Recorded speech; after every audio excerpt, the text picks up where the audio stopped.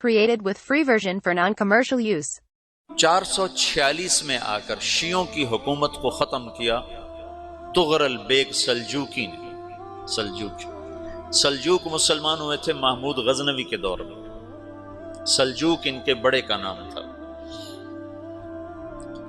تو ایک دفعہ محمود غزنوی نے سلجوک سے پوچھا اگر مجھے تیری مدد کی ضرورت ہو تو کتنے آدمی پیش کر سکتے ہو؟ تو اس نے ایک تیر دیا، کہا یہ ایک تیر ہے میرا، کسی کو یہ تیر بھیج کر میرے علاقے میں بھیج دو تو چند گھنٹوں میں 1,00,000 تلواریں تیرا پہرا دینے کے لیے تیار ہوں گی، میرے پاس اتنی طاقت ہے۔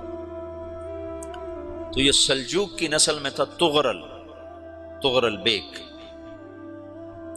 اللہ تعالیٰ نے جب عرب زوال کا شکار ہو گئے اور ضعف کا شکار ہو گئے، جیسے بڑھاپے کا کوئی علاج نہیں، جب قوموں پہ زوال آتا ہے تو اس کا بھی کوئی علاج نہیں، پھر اور قوم کو جگہ ملتی ہے۔ جیسے بڑھاپا ایک فرد پہ آتا ہے، ایسے بڑھاپا قوم پہ آتا ہے۔ قوم کا بڑھاپا جوانی میں نہیں لوٹ سکتا، جیسے فرد کا بڑھاپا جوانی کی طرف نہیں لوٹ سکتا، قوم کا بڑھاپا جوانی کی طرف نہیں لوٹ سکتا، کوئی علاج نہیں، نئی نسل کا آنا ہی علاج ہے۔ تو عرب دھل چکے تھے، 600 سال بہت ہوتے ہیں حکومت کو، اپنی صفات گم کر چکے تھے، اب نئے خون کی ضرورت تھی۔ تغرل بیگ پہلا شخص تھا جس نے آ کر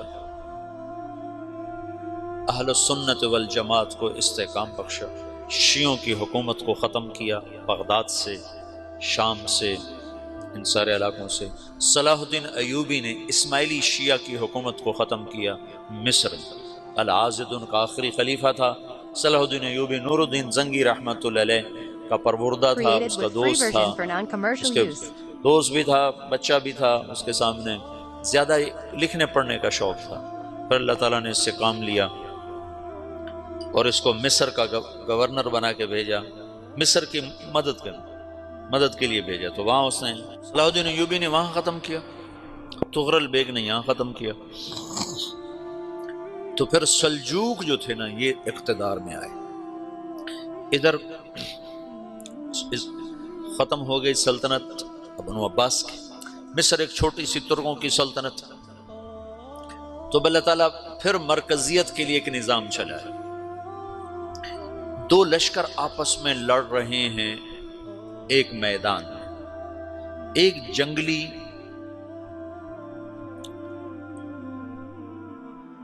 بدوؤں کا قافلہ، جنگل کے لوگ اپنے قبیلے کو لے کر، ایک جنگلی قبیلہ اپنے سردار کے ساتھ نقل مکانی کر رہا ہے ایک جگہ سے دوسری جگہ۔